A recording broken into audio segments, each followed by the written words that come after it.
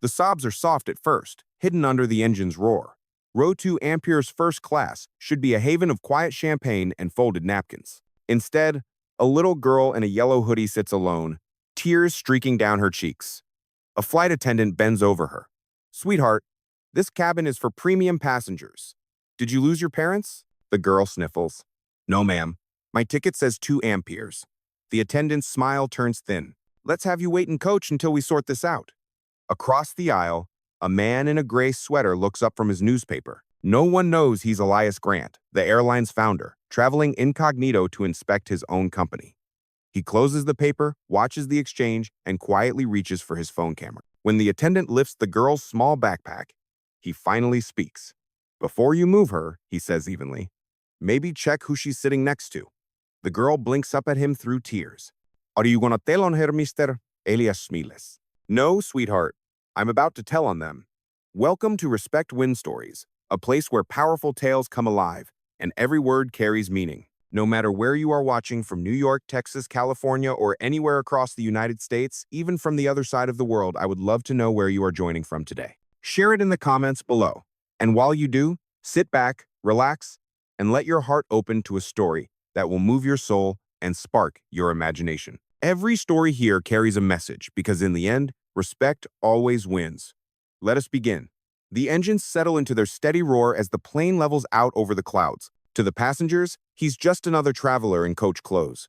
To the boardroom, he's Elias Grant, founder, owner, and silent architect of Northern Star Airlines. He hadn't planned to reveal himself today. Undercover flights were his way of measuring culture, not catching headlines. But watching a child cry in the seat she'd rightfully earned stirs something old and personal. As the attendant retreats, muttering about protocol, Elias opens his tablet, logs into the company's internal network, and starts a live audit.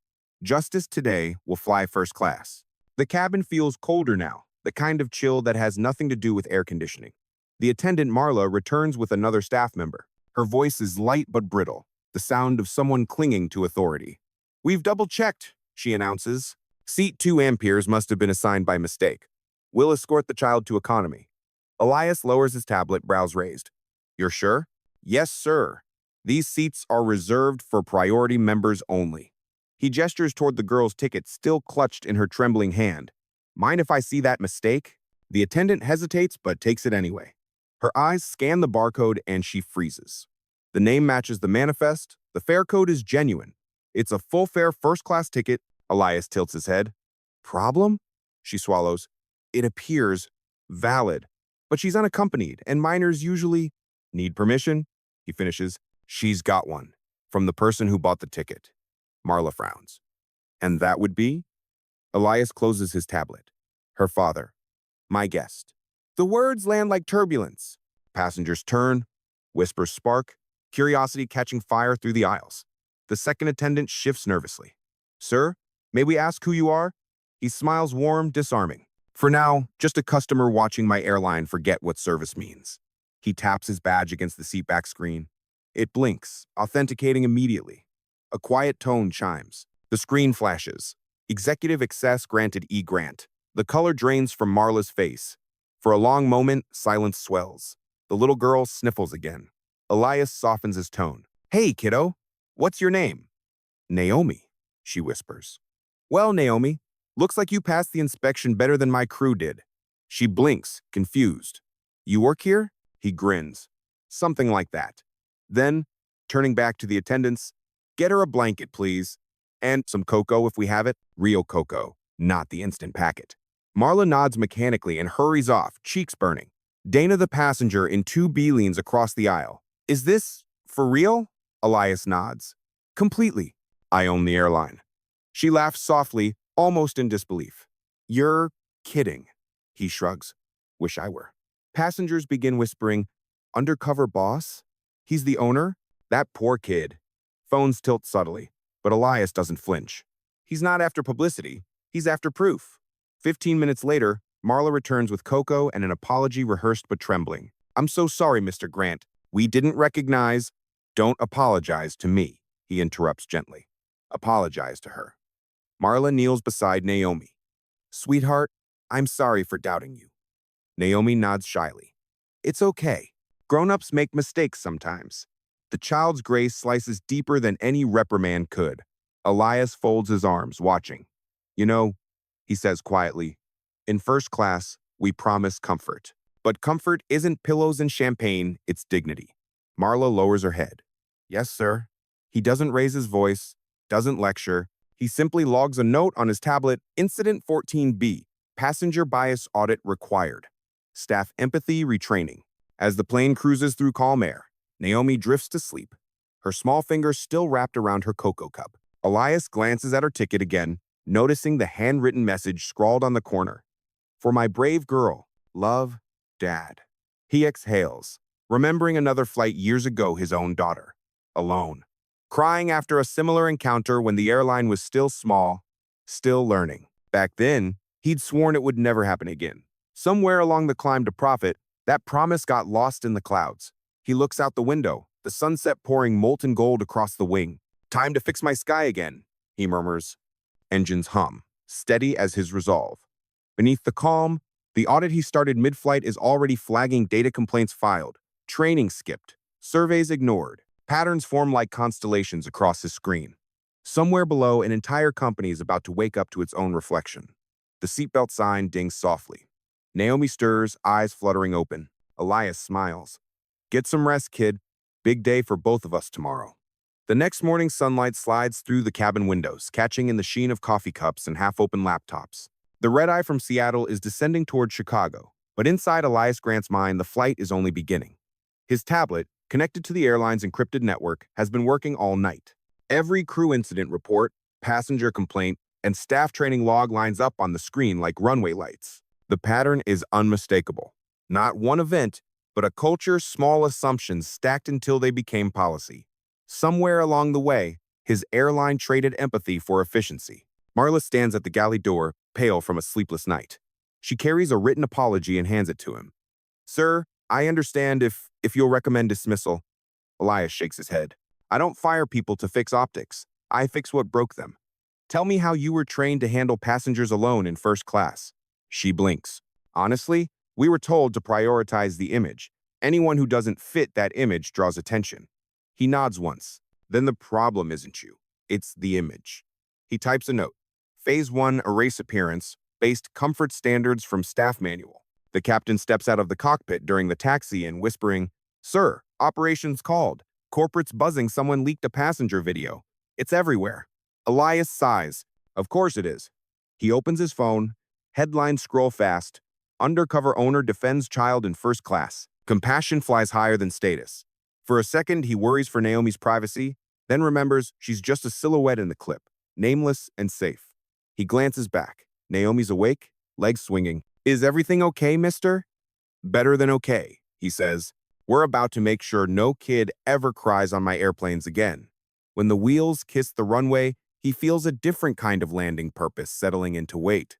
At the gate, he waits until every passenger disembarks before speaking to the crew. Team, he says quietly, today isn't about blame. It's about repair. I'm scheduling a company-wide meeting within 48 hours. Attendance mandatory. I'll explain why dignity is now listed under safety. Even Marla manages a thin smile. You really mean to rewrite everything? Elias nods. If the manual doesn't make sense, rewrite the manual. 2 hours later, in a downtown boardroom lined with glass, department heads stare as the CEO walks in wearing the same gray sweater from the flight. No press, no suits, just a tablet and a tone they've never heard. He plugs the device into the projector. Video footage fills the wall. The crying child, the calm confrontation, the apology, no narration, just truth. This, he begins, is what our passengers see when we forget their people first. Silence. Executives shift uncomfortably, he continues. We're proud of our punctuality, our profit margins. But none of that matters if a 9-year-old can't drink her juice box without feeling small. He turns to HR. From today, empathy isn't a soft skill. It's a certification. Fail it and you don't fly. Someone protests. Sir, retraining the whole staff will cost millions. Elias nods. So would another scandal. This time we invest before we apologize. He ends the meeting with a simple order. Ground arrogance before takeoff. That evening, as the city lights blink, on, he visits the maintenance hangar where it all started 25 years ago. Mechanics pause, surprised to see the boss walking the floor. He runs a hand over the smooth curve of a wing, remembering the first plane he ever bought. His phone vibrates a text from an unknown number. This is Naomi's father. Thank you for protecting my daughter. She says you're the nicest man she's ever met on a plane. Elias stares at the message until it blurs. Then he types back, she reminded me why I built this airline. The hangar hums with echoing engines and the faint scent of fuel. Above him, in letters he'd long stopped noticing, the company motto still reads, Fly better. He whispers to the empty air, time to mean it again. 48 hours later, every uniformed employee of Northern Star gathers in the company's largest hangar. Mechanics lean on tool carts, gate agents stand shoulder to shoulder with flight attendants, pilots in pressed whites form a quiet line near the stage. No one knows why the owner has called them in person. Elias walks to the microphone still in his gray sweater. Behind him, a giant projection of the airline's logo fades into the words, dignity is non-negotiable. He starts without notes. I built this company to connect people. Somewhere along the way, we started sorting them instead. The crowd rustles embarrassment, curiosity, fear. He gestures toward the screen. A still image appears, a child's hand holding a boarding pass. This isn't about one employee. It's about every rule that made her tears seem acceptable. If procedures make kindness optional, the procedures are wrong. He clicks to the next slide. The Ava and Aria Empathy Program. From today, every new hire trains on human-first service. Every veteran retrains. I'll take the same exam you do. A captain calls out, half joking. Even you, sir? Elias smiles. Especially me. After the meeting, clusters of staff gather around him. Some offer quiet apologies. Others share stories of their own small mistakes. Times they'd been too busy to notice a frightened passenger. He listens to every one of them, taking notes by hand. Accountability, he tells them, isn't a memo. It's a conversation we keep having. The news of the overhaul leaks within hours. Reporters call it the Grant Mandate. Commentators argue over whether empathy can be taught. Elias ignores the chatter. What matters are the messages arriving from crews. Finished training, best session we've had in years. Passengers already noticing the change. That night, he flies home on a short route, seated in coach by choice. The attendant offering drinks pauses when she recognizes him. Mr. Grant, should I move you up front? He shakes his head. No need. I like the view from here. As she walks on, he hears her ask a passenger if the temperature feels comfortable, an echo of the new training already alive midair. Near midnight, he unlocks his apartment overlooking the skyline. On the kitchen counter sits an envelope delivered by courier. Inside, a child's drawing of an airplane and a single sentence in crooked handwriting. Thank you for letting me stay in my seat. He sets it on the fridge beside a photograph of his daughter from years ago. For a long moment, he just breathes. The noise of the city far below. The quiet promise of flight above. Tomorrow, he'll meet with regulators, rewrite manuals, face more headlines. But tonight, he allows himself a small truth. The company has begun to remember its purpose. The next chapter will be about rebuilding, not reacting. He turns off the kitchen light. Out the window, a Northern Star jet climbs through the dark. Its tail light a steady pulse against the sky. Elias watches until it disappears and whispers to himself, fly better this time, we mean it. 3 weeks later, the first wave of the new training program is complete. Every base from Dallas to Dubai has run its empathy drills, yet headlines keep circling like seagulls. Northern Star's owner goes soft. One business blog jeers. Cost of kindness program may ground profits. Another warns. Elias reads the articles on the commuter train instead of the company jet. He doesn't bother with PR rebuttals. In his notebook, he simply writes, prove them wrong with results. That afternoon, the Department of Transportation invites him to a hearing on industry standards. He expects hostility. Government suits rarely applaud reform. That wasn't their idea, but when he enters the marble hall, something unexpected happens. At the back of the room sits Naomi and her father. They'd been invited as civilian witnesses. Naomi spots him and waves shyly, the same yellow hoodie peeking from under her jacket. For the first time since that flight, he grins without caution. The first speaker, a rival airline executive, warns that empathy training complicates operations. Elias waits until it's his turn, then rises, voice steady. Operations are supposed to serve passengers, not themselves, he begins. Every policy that humiliates one traveler poisons 1,000 more through word of mouth. My company almost learned that too late. He cues a short video, clips of new attendants assisting elderly passengers. gate agents kneeling to greet children, cabin crews sharing sign language greetings. The screen fades to the program's slogan, "Safety plus service equals respect." He finishes quietly. This isn't charity, it's competence. The room, so used to corporate spin, goes still. The chairwoman clears her throat. "Mr. Grant, what exactly are you asking this board to do?" "Make empathy part of safety certification across the industry," he replies. "If we can regulate the weight of luggage, we can regulate the weight of words." After the hearing, Naomi's father approaches. "You didn't have to mention her." Elias smiles. "I didn't have to be on that flight either." But sometimes the sky sends reminders. Naomi tugs his sleeve. "Did they like your movie?" He chuckles. "They did." "You helped." A reporter catches the exchange and the photograph travels farther than any corporate ad ever could. Child and owner side by side beneath the caption "Changing altitude." By the following week, investors stop grumbling. Stock stabilizes, then rises. Passenger satisfaction hits record highs. Rival airlines quietly schedule meetings with his training consultants. Back at headquarters, Evelyn Hart bursts into his office with a grin. The DOT is drafting new voluntary guidelines. They're calling it the Grant Standard. He looks up from his laptop. "Voluntary? For now," she says. "But it'll spread." He leans back, finally exhaling. "Then it's working." She hesitates at the door. "You know, sir, you could have stayed silent that day. Most executives would have." Elias nods. Most executives haven't seen their company through a child's tears. When she leaves, he opens a new email window addressed to all staff. Subject: Keep flying better. We're not done. Every time you choose patience over pride, the company grows stronger. Carry that altitude into every cabin. He hits send, then looks out over the tarmac where crews are loading another Northern Star flight. The logo gleams in the sunlight, the letters no longer just a brand but a promise. Somewhere out there, another small passenger will board a plane with wide eyes and a full-fare ticket. Whoever greets her will know the story not because it's printed in a manual, but because it's now part of the company's muscle memory. The change has taken flight. A month after the hearing, Elias finds himself in a place he's never been before, the Global Ethics Summit in Geneva. The invitation had come from the International Aviation Council. What he assumed would be a polite panel slot turns into the keynote. As he steps onto the stage, a translation screen behind him flashes his topic in 6 languages. Human dignity as operational excellence. He adjusts the microphone. "I didn't invent compassion," he begins. "I just realized it was missing from our checklist."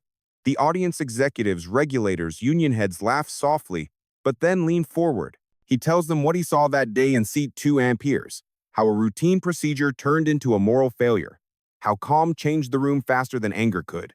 When he finishes, he simply says, "Empathy isn't a cost center, it's a safety feature."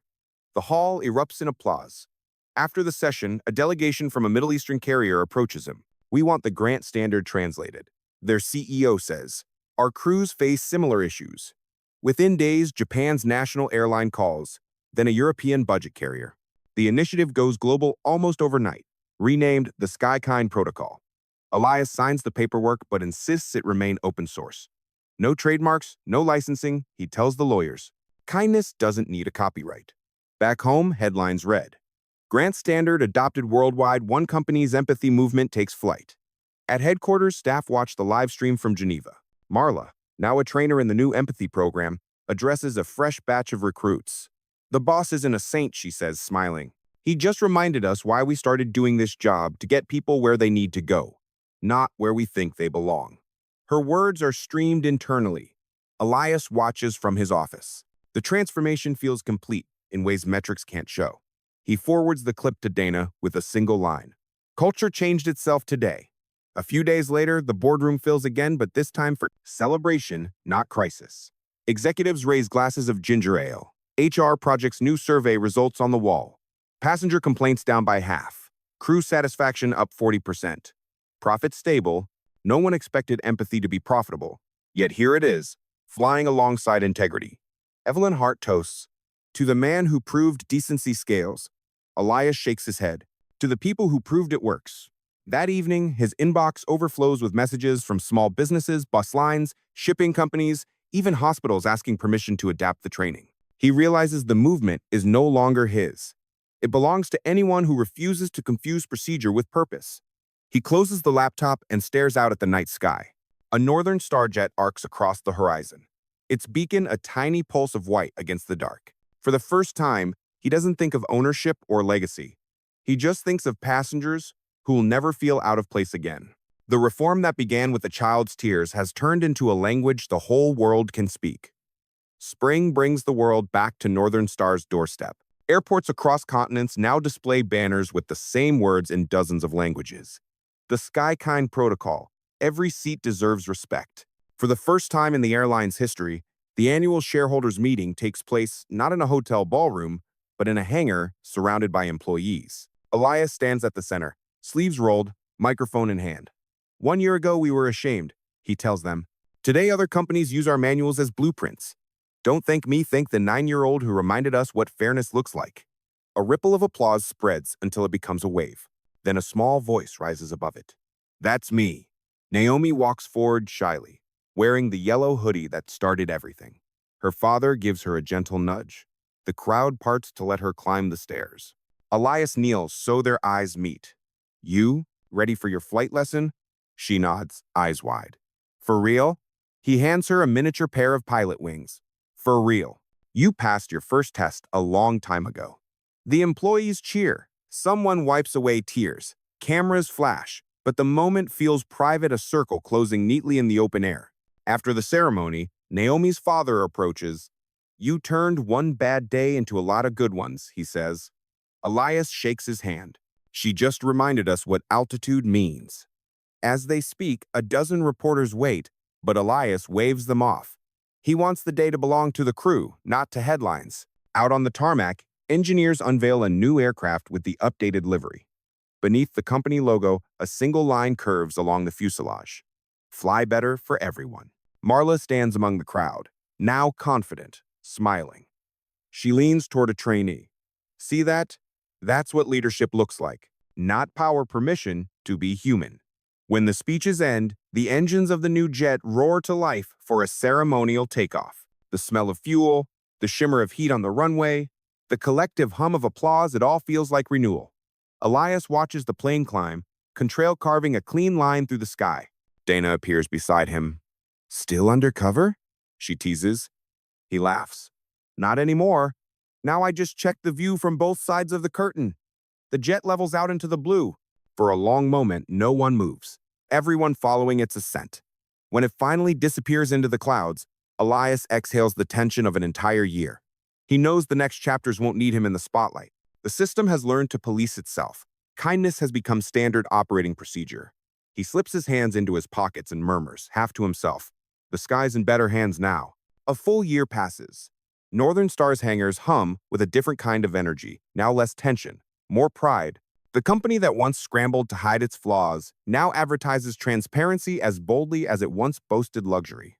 Posters in every terminal read, "Empathy is efficiency." Beneath the slogan, a photo of Naomi, not crying this time, but smiling in a flight simulator, her tiny hands gripping the yoke. For Elias, the days are quieter. He spends most mornings walking the concourse with no entourage, just coffee in hand and a notebook full of small observations. Crew smiled at elderly passenger. Gate agent explained delay calmly. Uniform code relaxed, more color, more warmth. The numbers on quarterly reports impress shareholders. But these human notes are what he measures success by now. When people recognize him, they don't ask about profit or policy. They ask about Naomi.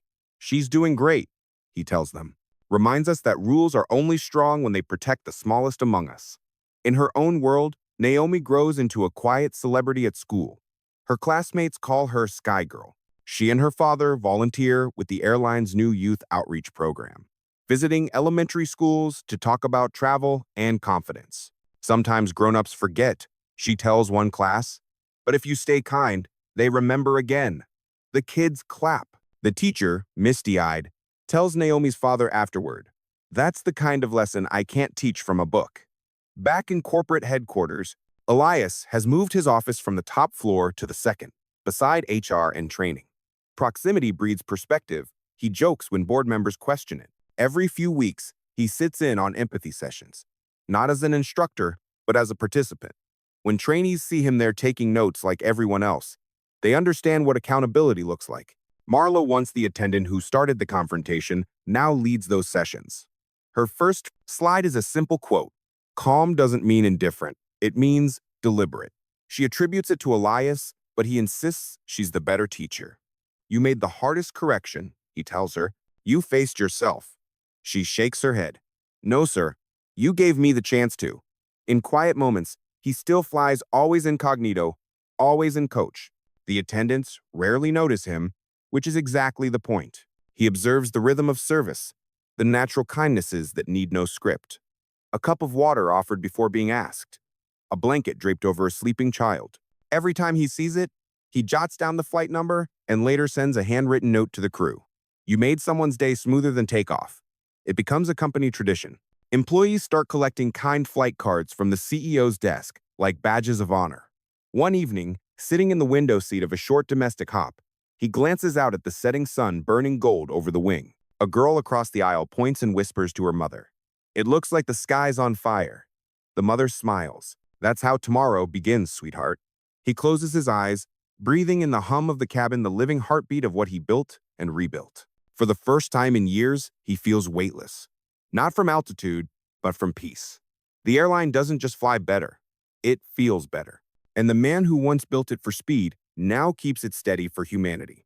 6 months after the hangar celebration, the novelty of the SkyKind protocol has worn off, but its habits haven't. Airports feel quieter now, less hurried, less brittle. The small courtesies that once depended on mood have turned into muscle memory. Crew crouching to tie a passenger's dropped scarf. Captains greeting toddlers through cockpit doors. Ground staff calling elderly travelers by name instead of seat number. Elias watches all of it from the margins. He's retired from daily operations but still consults. His gray sweater traded for a simple blazer with worn cuffs. When employees spot him on inspection walks, they don't freeze anymore. They wave. On a crisp morning flight to Denver, a young attendant stops at his row. "Mr. Grant," she says shyly, "I started because of that story about the girl in first class. I thought maybe I could be the person who doesn't make her cry." He smiles. "Then you already are." She moves on, and he jots a note in his journal. Legacy isn't statues, it's tone of voice. Back on the ground, Northern Star's offices buzz with another kind of traffic. Requests from other industries. A logistics company wants to adapt the training for customer support. A hospital group invites Elias to advise on bedside empathy. He accepts only one project, helping a small regional airline write its first passenger rights charter. Start with the people least likely to complain, he tells them. Design for them, and everyone else will fit naturally. Naomi's life has shifted too. Her father sends holiday cards every year, photos of her in aviation camp uniform, always wearing the same bright hoodie. This spring, she mails Elias a new picture. Herself standing beside a glider, hand on the fuselage. On the back, she's written, "Someday I'll fly the big ones." He keeps the photo framed on his desk, beside a quote he's come to live by. Change is the longest flight, but every calm landing counts. When reporters call, hungry for another viral headline, Elias declines interviews. The story's finished, he tells them. The work isn't. Instead, he mentors a circle of junior executives who call themselves the Kind Cabin. Their weekly meetings are informal coffee, notebooks, no titles. The rule is simple. Bring one example of decency that saved the company time or trouble. They trade stories of how compassion shortened customer service calls or diffused angry crowds faster than refunds could. Every tale ends the same way, with quiet satisfaction. One evening, he visits the training center unannounced. A class is watching the old footage, the crying child, the calm intervention, the apology. The instructor pauses the video when Elias walks in. The room erupts in whispers. "Don't stop on my account," he says, taking a seat in the back. The clip resumes. When it ends, a trainee asks, "Sir, what was going through your mind right there?"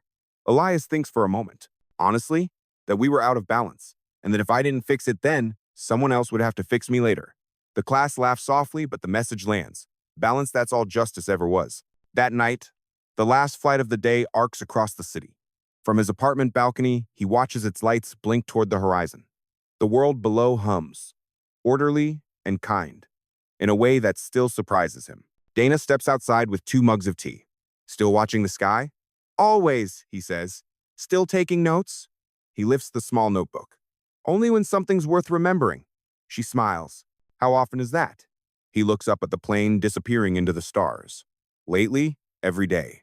Years pass almost unnoticed. Northern Star is no longer Elias Grant's airline. It's simply the carrier people trust. When passengers tell stories about delays or storms, they add another detail: how calmly the crew handled it, how seen they felt. The company's logo hasn't changed, but its reputation glows brighter than any rebrand could manage. Elias has stepped fully away from the board, trading conference rooms for classrooms. He teaches a single course each spring: leadership at altitude. No slides, no metrics, just conversations. Students lean forward as he sketches diagrams of flight paths on the whiteboard. This line, he says, is procedure. This one is compassion. The goal is to keep them from drifting apart. When the semester ends, he writes each student a note that ends the same way: stay steady at any altitude. One afternoon, he receives an email with the subject line, Captain Naomi. The photo attached shows a young woman in pilot blues standing before a Northern Star jet. Her smile is confident. The yellow hoodie is gone, but the brightness remains in her eyes. The message reads, "You kept your promise. Now, it's my turn to keep the skies safe." Elias prints the picture, frames it, and hangs it in the training center beside the company's first motto, "Fly Better." Below it, he writes in pen, "Mission accomplished." In his retirement cottage by the sea, planes trace silver lines across the horizon all day long. He never stops looking up. Dana joins him on the porch at dusk, the air smelling of salt and jet fuel drifting from the distant airport. "Do you miss it?" she asks. He shakes his head. "I see it every time a crew smiles for the right reason." She squeezes his hand. "You built something that keeps flying without you." He chuckles softly. "That's how you know it's strong." The last plane of the evening rises into the fading light, its beacon pulsing like a heartbeat against the clouds. Elias lifts his mug in a quiet salute.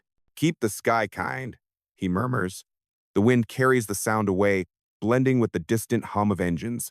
The movement he began continues: ordinary people doing extraordinary kindness.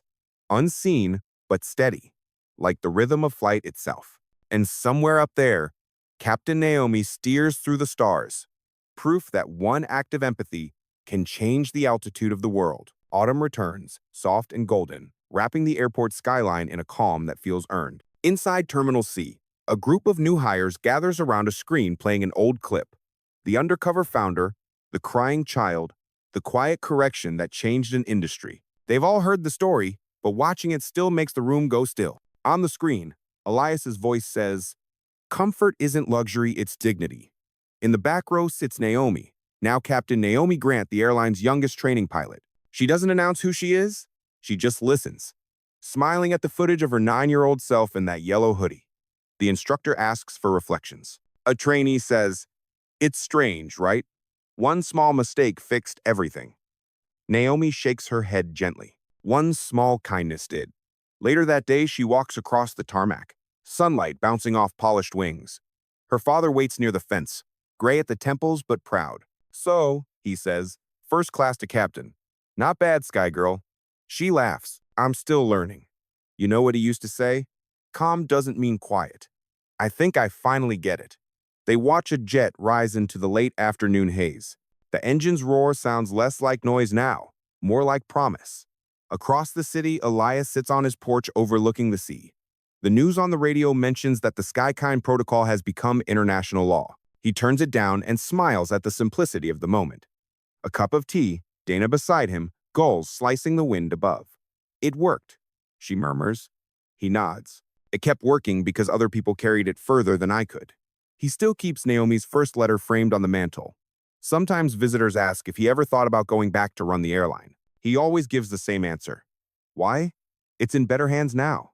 That night, he writes in his journal for the last time. "The sky was never mine to own. I only had the chance to make it kinder." He closes the notebook, places it beside the photograph of a smiling pilot in blue, and watches the horizon fade into starlight. Somewhere above, one of his planes hums through the dark, carrying hundreds of stories he'll never know.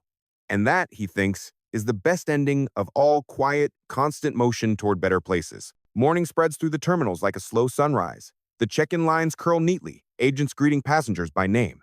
There's laughter where there used to be impatience. The change isn't a program anymore, it's reflex. A culture built on reflexive respect. A mother with a stroller fumbles for her passport. The attendant kneels to help, whispering, "You're doing great." A few gates away, a nervous teenager boards her first flight alone. The purser clips a pin with tiny wings to her jacket. We started this tradition because of a little girl just like you, she says. The girl beams. No one mentions the story that inspired it. It's simply become the way things are done. In a downtown cafe, two mechanics on break talk about the old days. Remember when that Grant guy went undercover? One asks. Yeah, the other says, stirring his coffee. He wasn't the kind of boss who yelled. He just looked at you and you wanted to do better. They sit in companionable silence, each thinking about the quiet pride of working for a company that made decency its brand. Across the ocean, a small airline in Kenya hosts its first empathy workshop. On the opening slide, beside the Northern Star logo, is a photo of a pilot named Naomi. The instructor tells the trainees, she was a child when a stranger protected her right to be treated fairly. Today, she teaches others to do the same. The class nods, the story no longer feels foreign. It's become aviation folklore, the tale that rewrote the altitude of behavior. That evening, Naomi finishes a training flight and steps into the dusk. The hangar smells of fuel and rain. She receives a text from Elias. Saw the news. Your student class passed with honors. The sky's proud of you. She smiles, replying, I just followed your checklist. Stay calm, stay kind. She pockets the phone and walks back to the runway's edge. Her reflection shimmers in the wet tarmac. For a moment, she imagines the first version of herself, small, scared, clutching a boarding pass. She wishes she could tell that girl everything turns out fine, that the tears she cried became a compass for thousands. Back at the seaside cottage, Elias reads her message, heart steady. Dana sets a plate beside him. You still mentoring the sky from down here? He chuckles, just making sure it remembers its manners. They watch a jet trace a white line across the pink horizon. He muses aloud. We used to chase altitude. Turns out the real climb was character. Dana leans her head on his shoulder. You taught the world to breathe at cruising speed. Inside airports, classrooms, homes, the echoes remain. People quote lines from the story without even realizing their source. Calm is stronger than loud. Every seat deserves respect. Dignity flies first. They appear on posters, mugs, employee handbooks, but their truest form lives in gestures, doors held open, arguments cooled, apologies offered before rules recited. Elias's name fades from the headlines, as he hoped. What lasts is the feeling that travel, like life, moves best when everyone has room to belong. Years later, the world barely remembers the viral video, but everyone remembers what it changed. Children still collect wing pins when they fly, and parents still tell them, these mean you're part of the Sky family. It's ritual now, woven into air travel's rhythm, like the safety briefing or the captain's voice before takeoff. Naomi, now a senior captain, taxis her jet toward the runway. The tower clears her for departure. Sunlight pours through the cockpit glass. On her control panel rests a small brass plate engraved with 4 words. Keep the sky kind. She touches it for luck before every flight. As the plane lifts, the hum of engines deepens into music. She glances at the seat map on her monitor, hundreds of lives entrusted to her care. Everyone's equal at altitude, she murmurs, echoing Elias's favorite phrase. At the seaside cottage, Elias sits by the window with Dana, a blanket over their knees. They watch birds trace their arcs across the clouds. His hair has silvered. Her laugh still fills the room. You know, she says softly, I used to worry you'd never slow down. He smiles. I didn't slow down. I just handed the controls to better pilots. He opens the morning paper. A small article on page 6. Northern Star celebrates 50 years with 0 discrimination complaints. He folds it carefully, slips it into his journal. That's the report I always wanted, he whispers. Evening falls. The sound of an airplane drifts faintly through the salt wind. He looks up, tracing the blinking light until it vanishes into the dark. Dana squeezes his hand. One of yours? They're all mine now, he says with a quiet laugh. They sit in the gathering dusk until the stars appear points of light marking distance and connection. Somewhere above, Naomi's plane crosses the ocean, carrying strangers who will never know the story that made their journey gentle. And that, Elias thinks, is exactly as it should be. He leans back, eyes half closed, voice barely a murmur. Kindness never lands, it just keeps flying. The tide rolls in, the porch light flickers, and the night sky holds steady, infinite, and calm.